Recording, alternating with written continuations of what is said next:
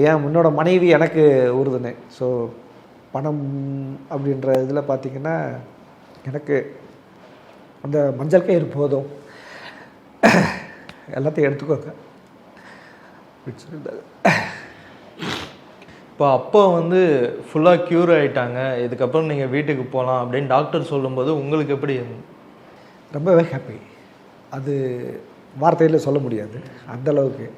So அப்பாவை வந்துட்டு கண்டுபிடிச்சி ரொம்ப அவரோட சந்தோஷத்தை வெளிப்படுத்தினார். எல்லாருமே ஹாப்பி.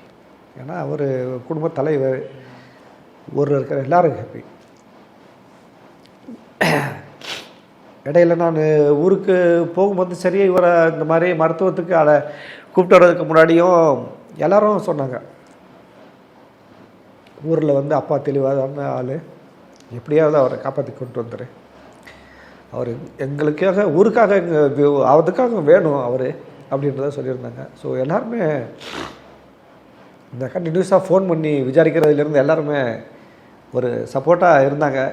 ஸோ ஆறுதல் சொல்லிக்கிட்டே இருந்தாங்க. ஸோ பேசும்போதும் யாரும் அந்த மாதிரி நெகட்டிவ் தாட்டோட யாரும் பேசலை செய்யலை.